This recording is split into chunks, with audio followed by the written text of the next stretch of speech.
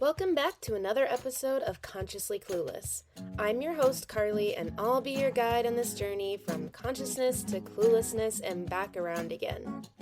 Today on the podcast, I will be talking about Amazon, the company that we all know, that many of us have used for years and years, feel like they're taking over the world. If you read the title of this episode and immediately got angry at me, please stick around and listen to why there maybe are some better alternatives and different places to shop.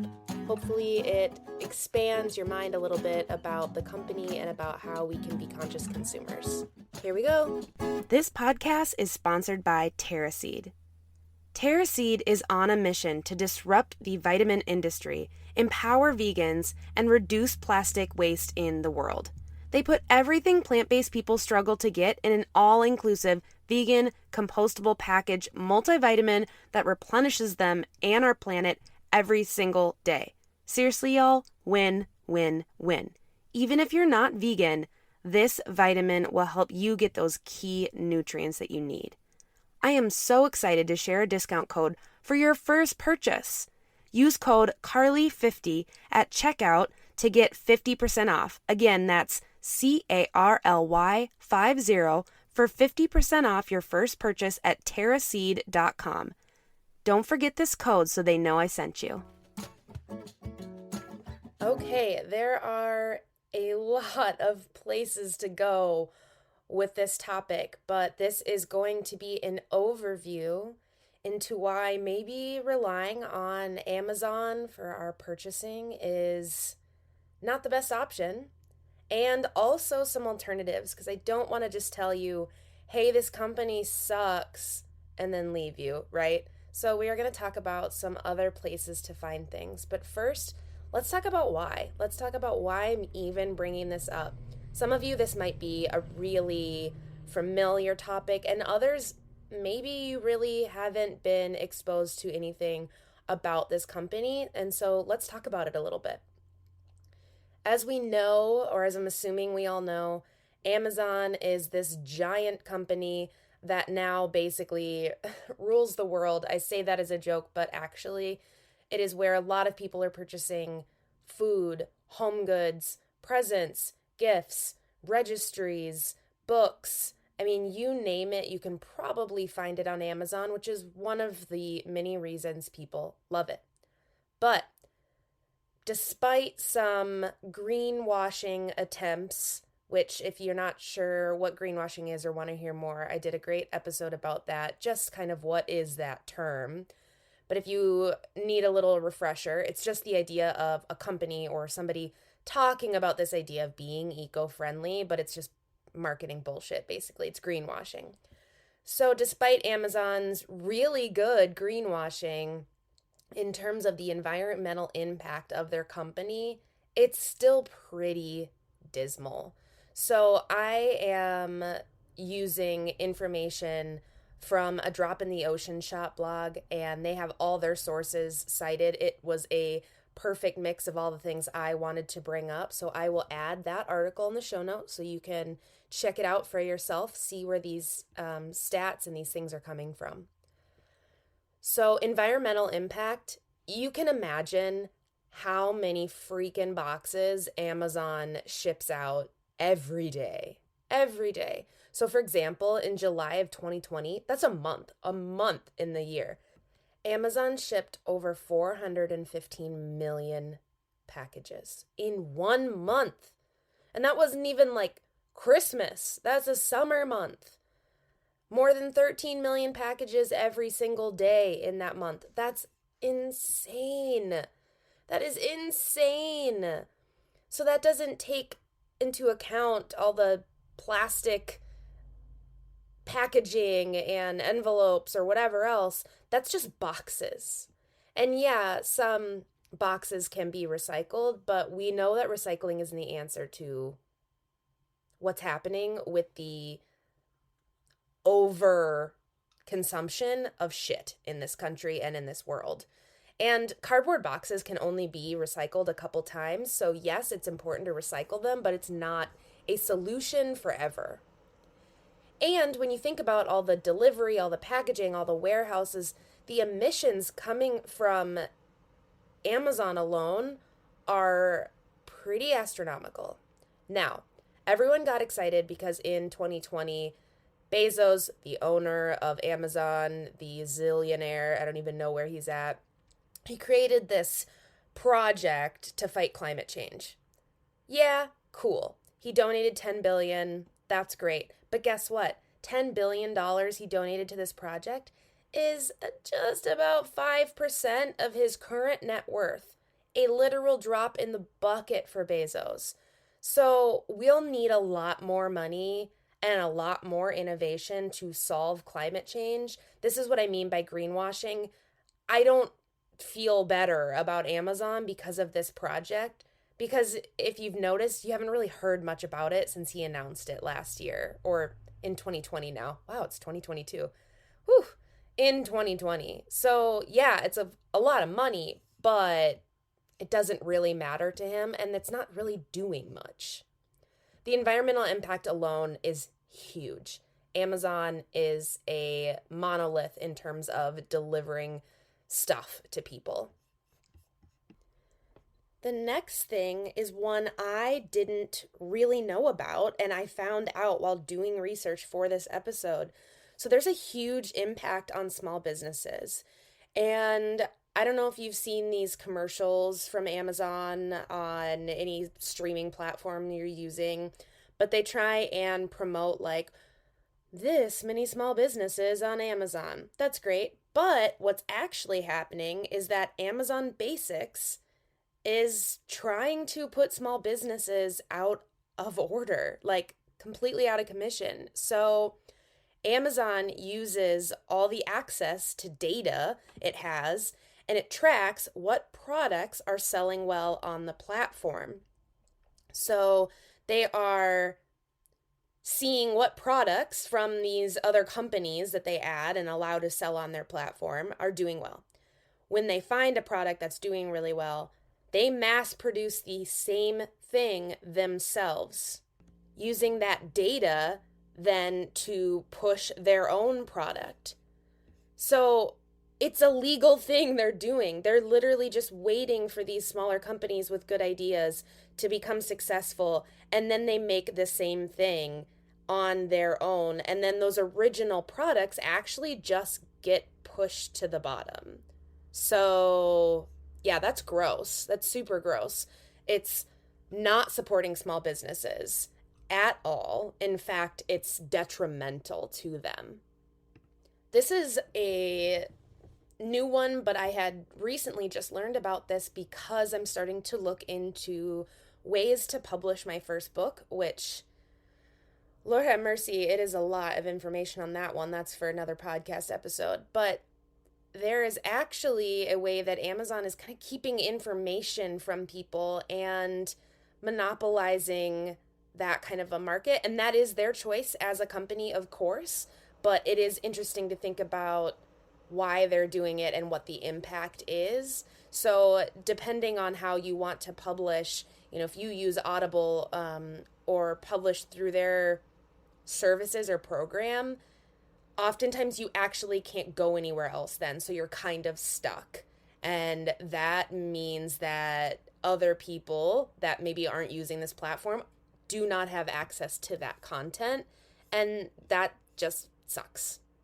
So this next one, the social impact, is one that we've probably all heard whisperings of. I know for me, I will totally own, because of my privilege, I ignored this for a while.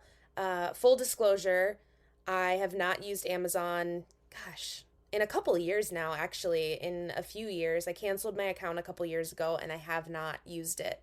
But before that, I had heard the stories and the problems and the strikes with its workers and with the employees. But I kind of wanted to ignore it because I didn't want to think about it. And we do that in all types of ways. And it is a privilege to be able to do that and not have to worry about it because it didn't impact me. I didn't have somebody or myself working for Amazon feeling this, and I own that. But now there's so much evidence of the shitty treatment that employees for Amazon are getting. So we don't have to dive into it too much because it has been headline after headline of this, but just some highlights. Amazon has the highest injury rate among warehouse workers working full time, and 2020 was like an all-time high, and that's not surprising given the stress and anxiety of the global pandemic and the markets and consumerism. But that's wild. I'm going to use this quote from a Drop in the Ocean shop blog because it is so good. So, the number of injuries per employees actually decreased. Here's the reason. Quote, because Amazon loosened performance metrics and gave their employees more time to wash their hands. If more time for employees to wash their hands reduces your injury rate by 24%, what the fuck are you doing, bro? How incredibly hazardous are your working conditions that giving people 20 seconds to wash their hands reduces the injury rate by that much? Unquote. That is wild. That is how toxic and unsafe the workplace is for these, quick deliveries that we as a society have become really reliant on. So you can look more into its social impact. There is a ton to look into there, but it's bad. Know that it's pretty bad. COVID impact, if you haven't heard anything about that lately, there have been so many repercussions, of course, because of COVID in all aspects of the world, but that was even more in terms of businesses closing. Many of them were businesses owned by people of color. There is so many self-employment drops because of the pandemic. And with all of this going on, with all of these businesses closing, all of these people struggling, as we know, Amazon's revenue increased by 38% from 2019 to 2020. That's an increase of $100 billion. $100 billion. Their profit increased by 84%. It basically means that while all these other businesses were struggling, Bezos was just getting filthy rich, and not having to do a lot to face the consequences of the actions of this company. So those are a quick overview of some of the main impacts of Amazon. If you want to look into any of those topics more, I urge you to, because it's really important to know, if you have the time and resource, to be more cognizant of where you are spending your money. I've said it before, you vote with your dollar. You are showing the marketplace what is important to you every time you spend money. And there are things that we have to buy and invest in that we don't get to vote in the way that we want to. I think about this like when I buy gas or something like that. Like, I wish I wasn't voting with my dollar in that way, but for now I am. But in these spaces, I can choose to do better, basically. So before I get into the alternatives and where else to look for products you might normally get on Amazon, I want to bring up something that was brought to my attention that I think is really interesting. The huge selling point of Amazon is price and affordability and access. First, let's talk about access before I keep going. Speaking of privilege, I know that for many people, Amazon is a godsend because it is a quick, affordable, for some, way to get products that they might either not have available to them where they live. They might not have the ability maybe to go do a lot of shopping if you're working multiple jobs and have a family. There is a accessibility issue to products in general in our capitalist system. And so for many people, there is a reliance on Amazon because of ease. And I understand that. That is not the goal here, is to make people who already have issues with accessibility have further issues with accessibility of products. If that is you, I understand. And we all have to do what we can depending on where we're at right now. But I do know there are a host of people listening who real talk, could afford to not be using Amazon that still are. And that is what we should think about. If you are the person who has a moment to take a thought about where you're purchasing, there are ripple effects to other communities, to supporting small businesses, all of that, right? So I just want to talk about access because I get it. I understand. Let's talk about money and the idea that Amazon saves us money. For a lot of people, that actually isn't necessarily true. So you have to have Amazon Prime, if you don't know, to buy Amazon Prime stuff. But Amazon Prime members spend about $1,400 every year on Amazon. This is an average. Then there's the membership, which comes out to about $1,500 every year on average. So is it actually saving money? Because the average consumer spends about $600 a year. And what I realized when I thought about it, I stopped purchasing as much stuff when I canceled my Amazon account. I will fully admit, I used to scroll through Amazon like I was shopping on a website. And I mean, I know that's what it is, but I didn't need anything. Like Amazon in the beginning, it felt like it was something you went to when you needed something. I just would scroll. I would just scroll through it mindlessly. And that is a huge problem, and that is what's happening a lot. So actually, people are finding that when they cancel their subscription, sometimes they are saving money because they were spending money on shit they really did not need. And the free shipping doesn't actually get you all that much. You end up kind of buying things because it's a deal or free shipping or whatever, and you're not actually accomplishing what you want, which is saving money. So, where do you start? If you're listening to this and you're like, okay, yeah, I get it, Amazon sucks, but what do I do now? Start small. If you are in a place right now where you totally rely on this company, start small. There is this pledge to shop 1 in 5 where you can say, I pledge to make 1 in 5 purchases from a small business. That is a place to start small, even if it is something like your next candle. I don't know, maybe you normally got candles on Amazon, but next you can find somebody local or a cool small company to buy candles from. That's great. A small business person then gets your business, right? Start there and see how it feels. If you can move further, or if you're further along than that, like start researching other small companies. Think of the things you buy consistently, not the things that you buy once in a while. Start with the things that are consistent.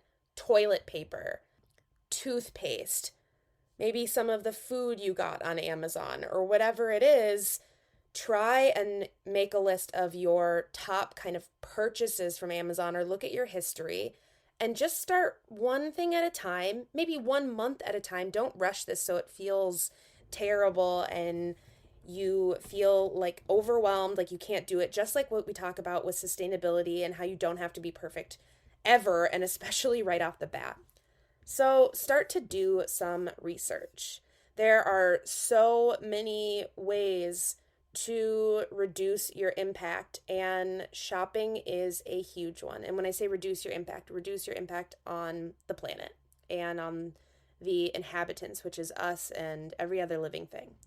So the first thing when you're like, okay, I get it, I'm on board, I want to give up. You're like, yeah, I did the pledge. I've been doing more small business purchases, canceling my membership. Okay, now what? Now I need to find other places. So first of all, I want to remind us that the most sustainable option is always what you already own. Of course, that doesn't come into play with like food or toothpaste unless you have an abundance you need to use up. But in terms of clothing or books or whatever, look through what you own first before you purchase. Now, that being said, Amazon is usually used for a lot of things that aren't like that as well. So, where do we find these other magical places to shop? I have a list of 8 other places to suggest This is not comprehensive. There are so many other places to look, but these are ones that I thought would be a good start if you are looking for this. So the first one is Thrive Market.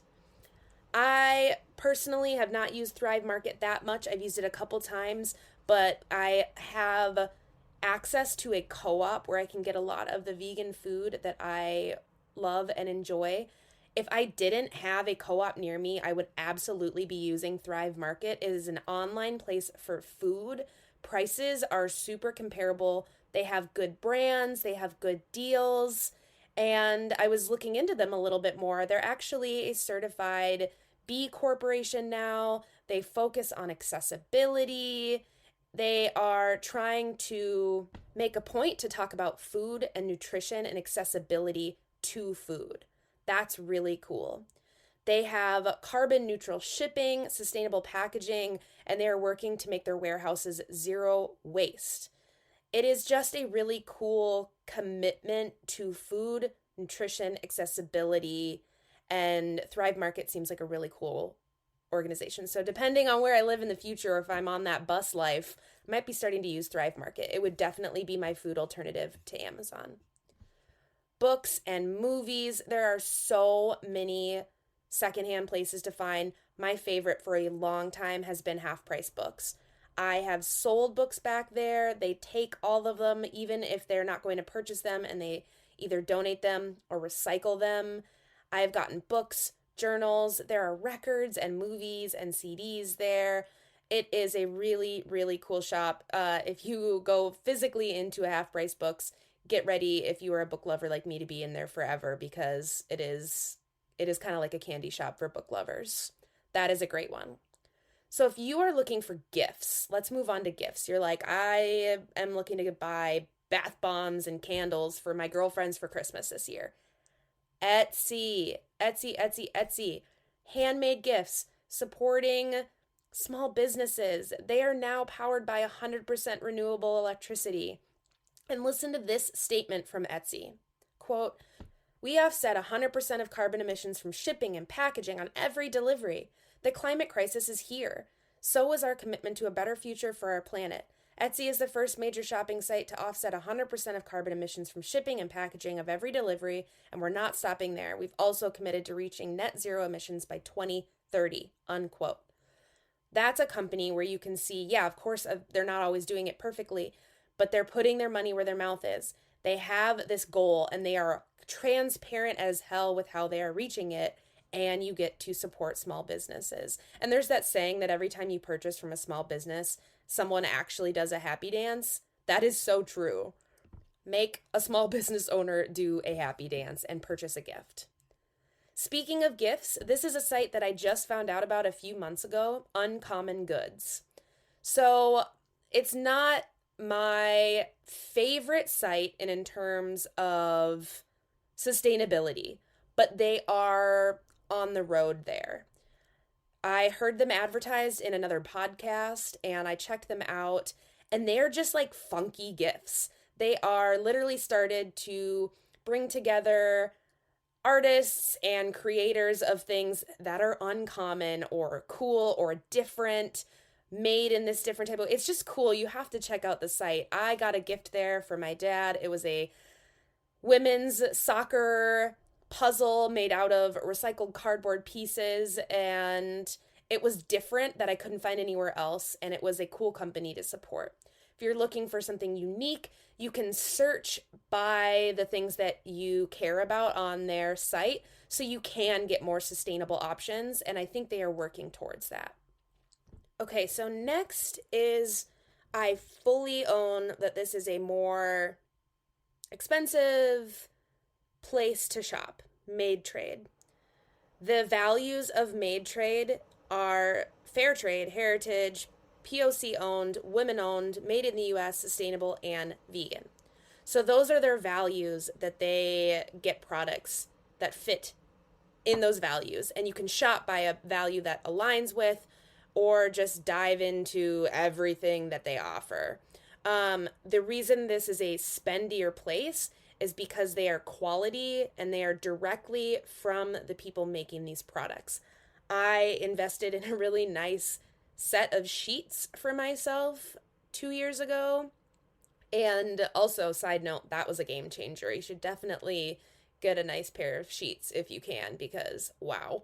But I chose to use that site. I wouldn't choose everyday purchases on that site, but if you're going to do something like that, it was a great place to find home goods, towels, that kind of thing from companies that are really transparent with their own sustainability and tell you exactly where everything came from, who made it. That's always a good question, right? We haven't talked about that. Who made these things and what values of yours do they align with? So I recommend that for the things like that. When you are treating yourself, when you are making an investment into a bigger purchase, check out Made Trade.